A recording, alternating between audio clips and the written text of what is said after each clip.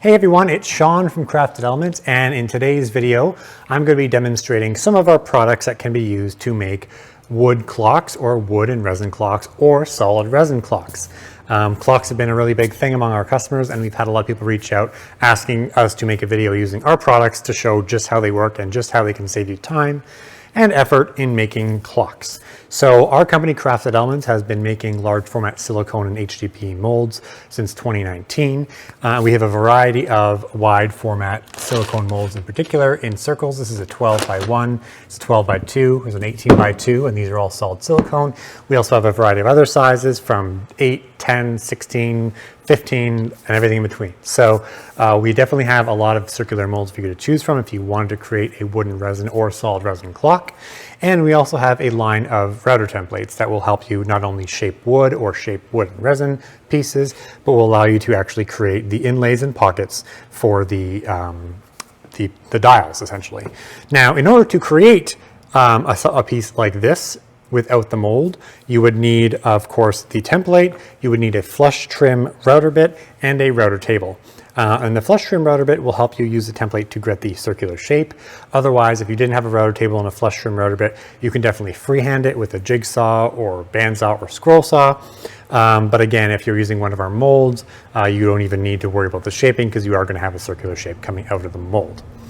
The last thing you're going to need is, of course, a plunge router like this, which goes up and down as you can see in this video, or a handheld router that's adjustable, and a bit for pocketing out the actual dials using these templates. And you'll need this bit and a router whether you're using the solid wood method or whether you're using, whether you're creating a circular piece, whether it's wood and resin or solid resin, with our molds. So again, you're going to need an inlay, an inset bit like this, the template to create the dials, whether you create a wood piece with just the template, or whether you create a wooden resin piece or just resin piece with the mold. Now again, if you haven't picked up on it, I'm actually going to be doing two different projects, two different clocks within the same video to demonstrate both methods of creating a final clock. And of course, you can also get the clock hardware. We do not sell the clock hardware at Crafted Elements, but it's very plentiful from Amazon.com. I think this kit was like $30 and includes the hands, the timing hardware, the gears, everything you would need to create two clocks. So that's where I've got that hardware from. So I hope you enjoy this video. Follow along if you want to get your own templates or molds to get started making things like this, whether it's a clock or other circular shaped object, piece of art, etc. You can head over craftedelements.com now and start shopping. But otherwise, let's get right to it. The very first thing is just grabbing a nice piece of live edge walnut out of our inventory, grabbing our clock template to get a rough shape. So we're just going to go over with a pencil and create that round shape. It's really cool having these templates clear because you can see exactly what your piece is going to look like. We're bringing that over to do a rough cut. Rough cut meaning we're not going to go right on the line. We're going to stay, 1/16 to maybe up to a 1/4 inch outside that line.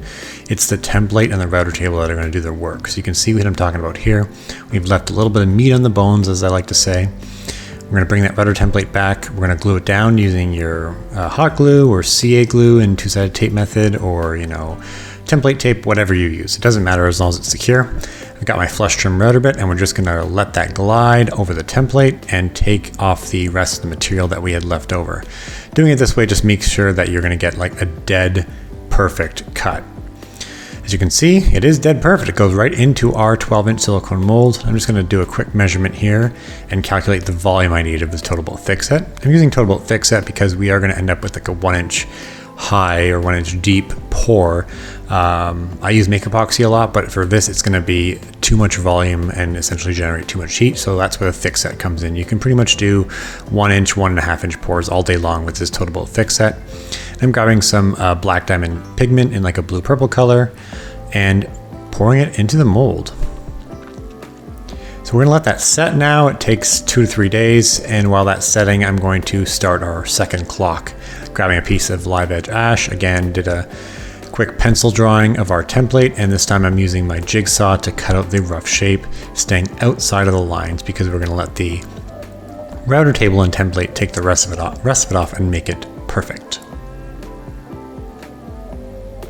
I'm going to re-glue our template here back onto that piece right in the center. So we're going over our router table and our flush trim bit. The trick to this is just to start slow and approach the material that has the least amount of meat. So basically the thinnest amount of material is where you want to start with your router bit, otherwise you might get kickback, and then just kind of go around in a circle just like I'm doing there. I'm going to grab my 475-S Amana tool router bit, and it's going to be the pocketing bit that we use for these actual dial pockets.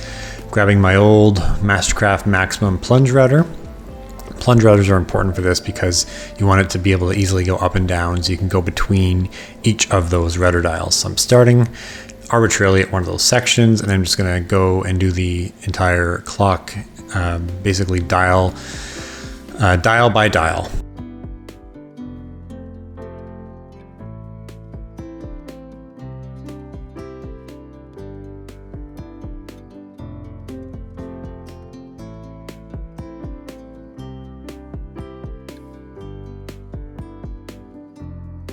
So you can see what's happening, a little bit of a close-up there. The template is acting as a guide for the bearing, and then that blade at the bottom that's spinning around and taking the wood out. So that's really the point of having these templates. Still got to be careful though, because you don't want to plunge into the side of your template. You want to plunge in the middle away from the walls, otherwise you're going to ruin your template. You know, we sell these things, but it's definitely a mistake that I've made in the past. So just be mindful of that. This is not a race. You just don't want to ruin your template. And then just cutting out that center hole, drilling it a little bit larger, and that's going to accommodate our clock mechanism further down the road. And what I'm going to do here is I'm going to take our Total Boat Make Epoxy. I'm using Make Epoxy this time because we are doing a super shallow pour. We're just going to be filling in the clock dials. So I've just arbitrarily picked a green color. And we're going to fill in the clock dials, but I'm actually going to do it in such a way that I don't have to plane this. So instead of overfilling them, I'm literally just going to do it with a little squeezy bottle here, which I'm filling. And I'm going to squeeze the resin carefully into each of those dial areas. And again, I don't want to go over the top of the wood because that effectively means I'm going to have to plane this entire thing down. Doing it this way is just one method. You can certainly overfill it and plane the whole thing. I am going to do that with the other clock, and as you'll see in a few minutes here. But this way just allows you to quickly finish that project if you don't fill the resin all the way. So we've done what we can for the day. In the case of the solid wood clock, it's been routed out using our template and then backfilled with Make Epoxy resin. This resin is going to set in 12 to 24 hours, and that'll be ready to finish. If you notice, I did not fill this all the way to the point that they're overflowing because I want this to show you that you can just backfill these and not have to worry about sanding the resin. Whereas one of the clocks I made over here, in this case, everything is completely even and level because when I backfilled this guy, I just made the resin right over the top of it, bubbled, it was kind of everywhere, it didn't really matter, and then I ran it through the planer over there to make everything level. So in this case, we don't have to run this through the planer because we didn't fill the resin all the way, and that's something important that I wanted to point out. Obviously, the very first project we've worked on, which is the epoxy and wood clock, which also could be an epoxy clock. You don't have to use wood in these molds, you could just use epoxy. That is setting and is probably going to be ready to demold in a few days. So let's give this stuff a few days to set, and we'll come back and finish up these clocks. Oh, the fun part. Okay guys, we're back. It's 2 days later. This didn't need 2 days to set. That's just the clock that we did with the router template backfilled with Make Epoxy. What we're going to do is we're going to sand that, router it, and then that'll be ready to actually install our clock hardware. You could of course paint it or put it in your laser if you have a laser and do an engraving if you want to before that to make it look a little cooler, but for the sake of this video, we're going to quickly finish it. However, this is the piece where we did the resin and wood with the, I think, the thick set product, and it's ready now. So we're going to demold this, and I'll show you how easy this is. Now with these weights, this weight got caught in the resin, so it's not a big deal. We'll just hammer it a little out. And remember, you wouldn't be dealing with the weights. You wouldn't have to, take this out and finish it if you were just using solid resin. If you're making a solid resin clock, you're really just demolding this and going from there. But I'm going to show you how easy it is to demold these silicone molds. Again, we did spray this with the mold release. If you didn't, you run the risk of damaging the mold on the way out. Nice clean pull, nice clean mold, and there you go. So, if this were a solid resin piece, you could just sand off the meniscus. The meniscus is that kind of sharp edge that comes up in any of the molds. Doesn't matter if you're using a silicone mold or a HDP mold or a handmade mold, you end up with that meniscus. It's surface tension on the side of the mold, and the resin just kind of does this. So you could take a quick sand with your orbital sander or your hand sander and just sand that off to make it nice and smooth. In our case, it doesn't matter because we're going to run this through the planer to get all the excess resin off and to make the resin and wood level. If you aren't familiar with a planer, I'm going to just go over there quickly and we'll do a quick explanation and we'll go from there. All right, let's roll. Okay, we're over at the planer. Now, if you aren't familiar with the planer, it is a machine that has spinning long blades, or there's also helical planers which have a roll of like really teeny blades. But either way, what happens is your piece goes through the machine on a very hard metal surface, and the top is the blades. So as the blades spin, it does the entire width and makes everything the same width, everything the same height. It is also called a thickness planer for that reason, because you can take a piece of, say, 2-inch wood, 2-inch high wood, run it through a bunch of times and get it down to 1.5 or inch or whatever you want to use, right? It's perfect if you are a woodworker and resin artist. If you're just using resin, you don't need one of these. But again, if you're using wood and resin, you need a planer or a slab leveler or a CNC or some other way to get the wood and resin even. So what I'm going to do now is I'm going to turn our vacuum system on. I'm going to put my earphones or my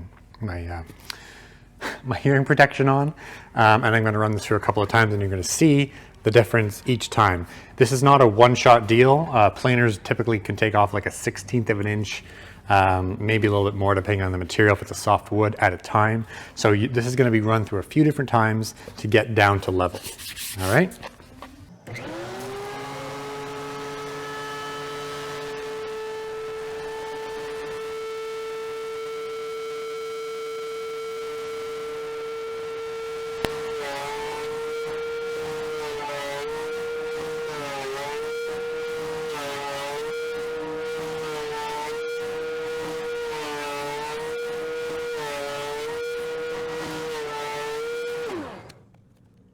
All right, we have planed both sides. You can see everything's nice and level. Now the resin is no longer super shiny because the blades, of course, have eaten up the top surface of the resin. That's where the sanding comes in. However, we're not going to do that yet because we need to put our clock dials into this now.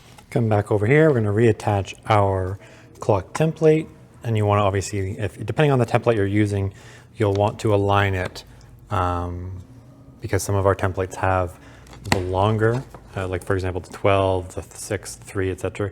would be longer. So you want to just keep in mind where you're putting that template and in relation to the router dials. So I think that's good there. We want to have the clock 12 kind of up in center of the piece of walnut there. Now I'm using hot glue, but you can definitely use the two-sided tape method, or you can use CA glue or super glue basically with the with painter's tape or masking tape. That works as well. There are a bunch of different ways to hold down these templates. I just use the hot glue method because it's quick, it's easy, it sets really quick, and it's easy to take off.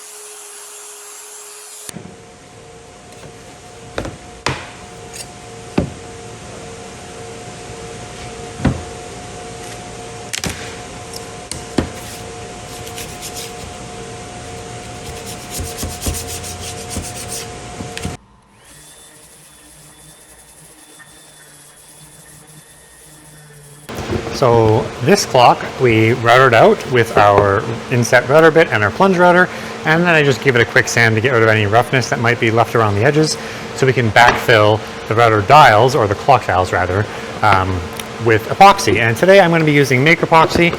This is a Total Boat Jesco combination product, and it's good for things like this because it's a low volume, it's not deep, it's a shallow pour, and it will set quickly, 12 to 24 hours. So literally tomorrow I'll be able to come back and finish this project.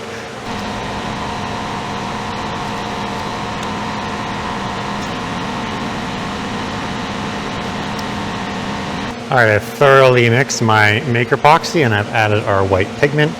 And again, if you didn't want to have to plane it after this, you could be really, really careful when filling these and not fill them over the wood. But I plan to run this through the planer to make it all level. So I'm just going to kind of do this. Doesn't matter if it spills over.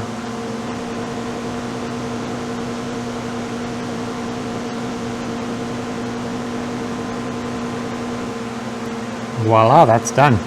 So we're going to let that dry and set till tomorrow. We'll come back and we'll plane it down and continue the project. It's later on the next day and our maker epoxy backfill of the white resin is fully set.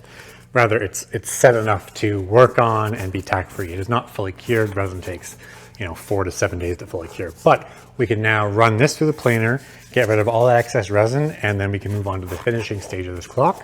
So let's start up the planer.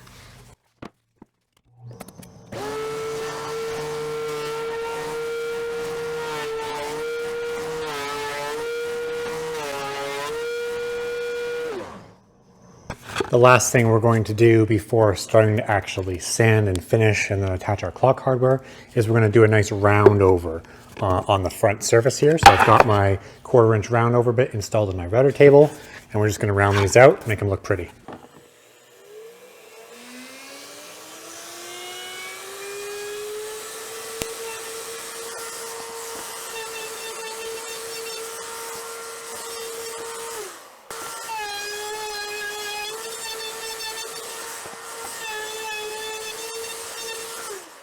All right, well, you can see that running that through the planer got those white inlays nice and level. Everything's nice and smooth now.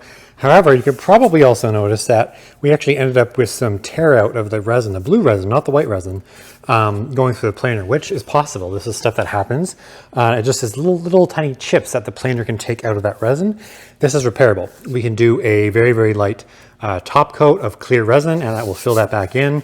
But in this case, anyway, I'm planning on top coating and flood coating this entire thing. So that tear out doesn't really matter because once I do the flood coat, everything's going to get all smoothed up and filled in anyway.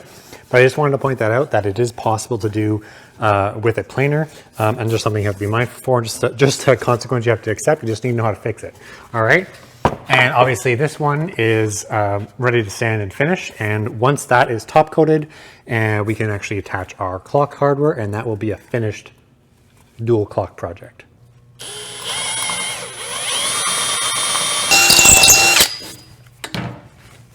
So I'm going to get ready to flood coat this, and the trick to flood coating is to make sure you have a rough enough surface in terms of the wood and the epoxy for the actual flood coat epoxy to stick to. What I find is if you do like a 300 or 400 grit sand and then try to flood coat this, it's going to be a disaster. It's just too much slickness, so to speak, for that epoxy to stick to. So I use an 80 grit, maybe even 120 grit, and then flood coat that. It doesn't matter. It's going to look like poop when you do this, but once you add it flood coat, you'll see how that pops right back out.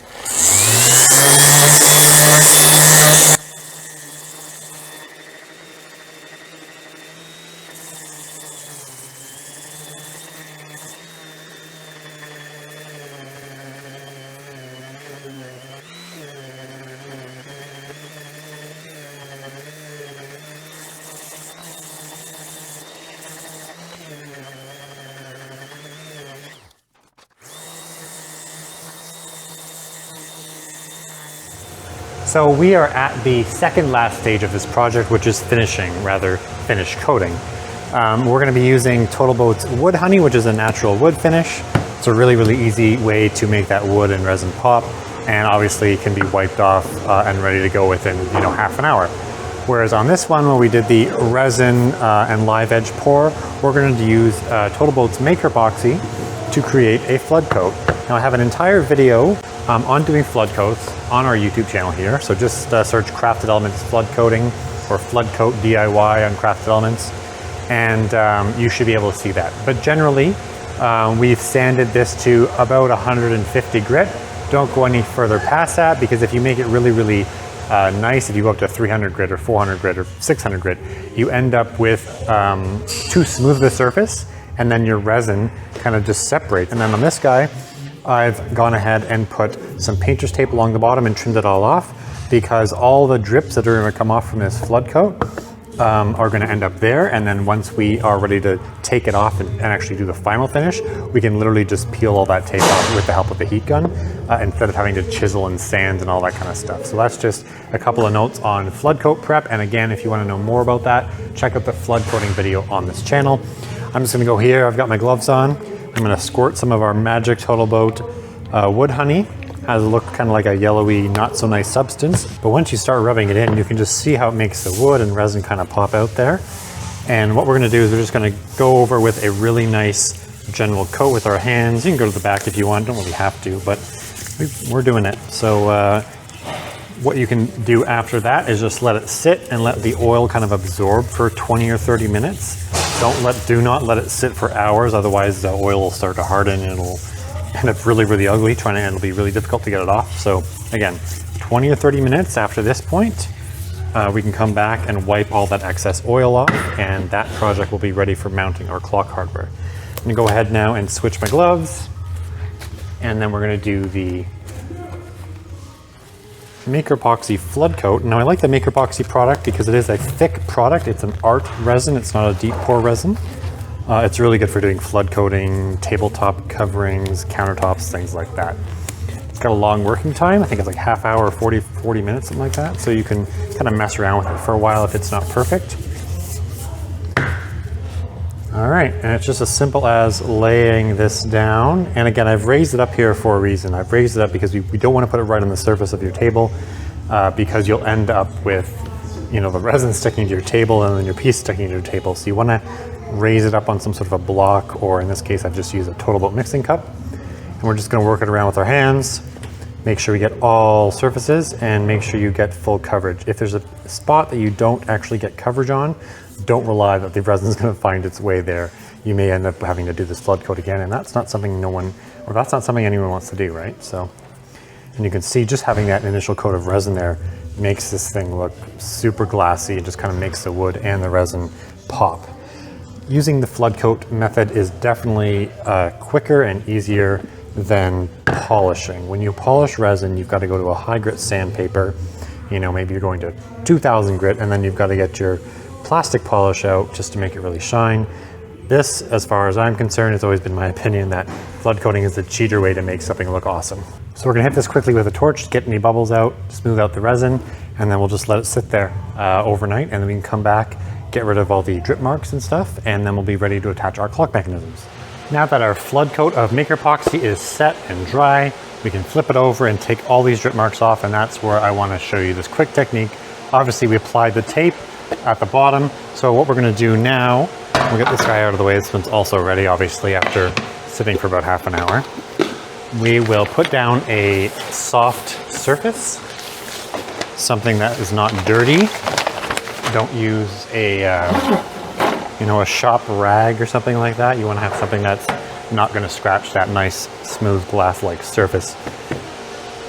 Get your heat gun, and we're going to just apply heat as we peel that tape off. And I'm going to go ahead and put my mask on because you don't really want to heat up resin and breathe that in at the same time.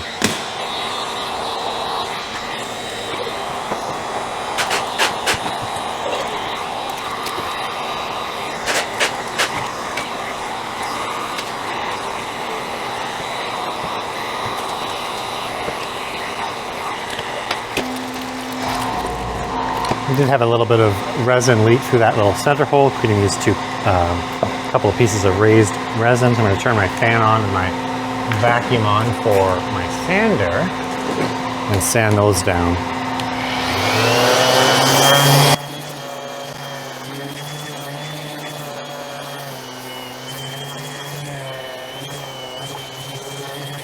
We could definitely oil this back with the same oil that we use, the Total Boat wood honey or another food grade mineral oil. It doesn't really matter. It is the back of the clock, so you're not going to see it anyway.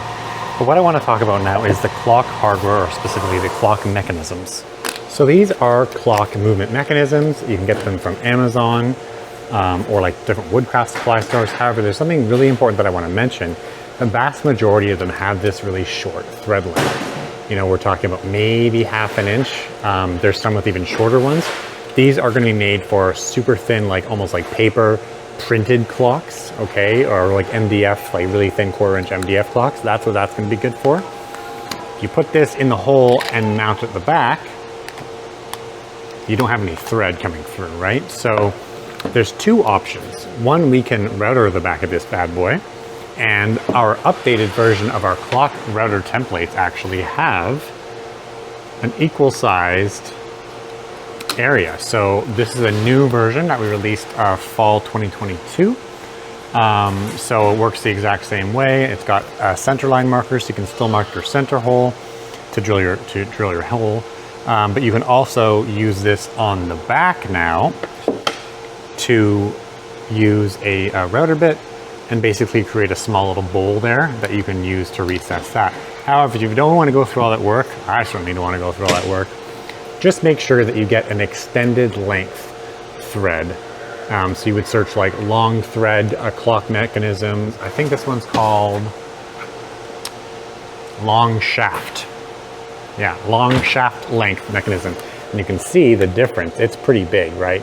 You've got basically an inch there. And this is, I think, 3/4 inches after we planed it. So once I put that guy through, you've got plenty of thread to be able to hook this up. Now doing the assembly on these is not too difficult.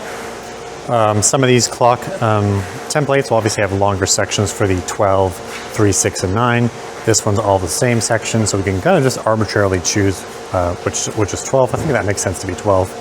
We'll take our extended length clock mechanism. This one actually has a built-in hanger, which you can actually, I think, break off or pop off if we're going to recess it. But I'm going to go ahead and say that is our 12. These normally also come with these rubber washers. I don't know if you'd actually need to use that if you made your hole correctly and it was nice and clean, but I'm going to put it on there anyway.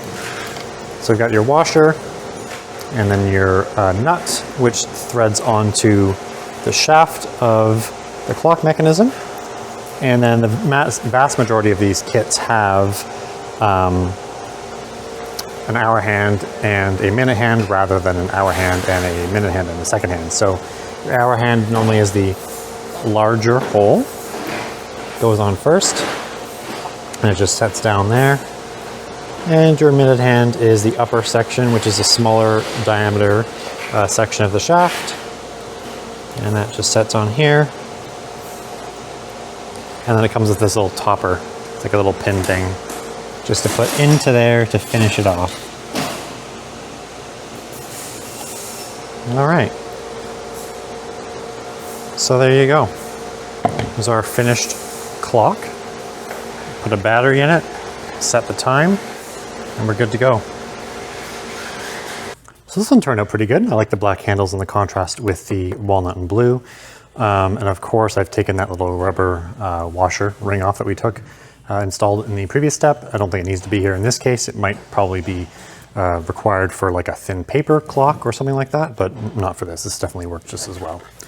So now that that one is done, I want to demonstrate how you would use a standard length clock mechanism as well as our new, or rather our updated clock template. So our updated clock templates as of fall 2022, instead of having just a circle, tiny little circle limiter for center, have some crosshairs and then that mechanism cut out.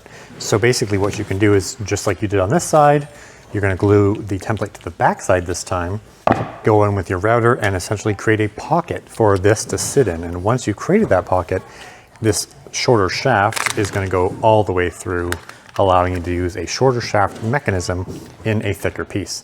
This would also apply if, say, you had a 2-inch thick clock and only had an extended length shaft mechanism, say 1-inch shaft length, but you have a 2-inch thick clock. Clearly it's not going to work, so you have to recess it anyway. If your mechanism is not going to go through, you're going to have to recess it. That's what it comes down to. And that's why these updated template versions are definitely handy with having that recess there. So I've gone ahead and glued this just like we did before to the back this time. And I'm going to grab my router bit and we're just going to router out a pocket for this. So to router out this pocket, I'm going to use the Amana tool 45475-S. I should be able to link that in the video description, but it essentially is a pocketing bit. It's got your bearing that's going to slide on the edge of the router template, and then it's got a short blade bit. And basically you're gonna wanna tack this doing 1/8 of an inch at a time. Don't take that entire section off, otherwise you're gonna get all jammed up. So we're gonna use our little handheld router here, put it in, and then start doing 1/8 inch at a time, doing the entire surface, going down, doing the entire surface until we get a thickness, or rather we create a deep enough pocket that's deep enough to allow our clock mechanism to go through and the shaft to come out the other side.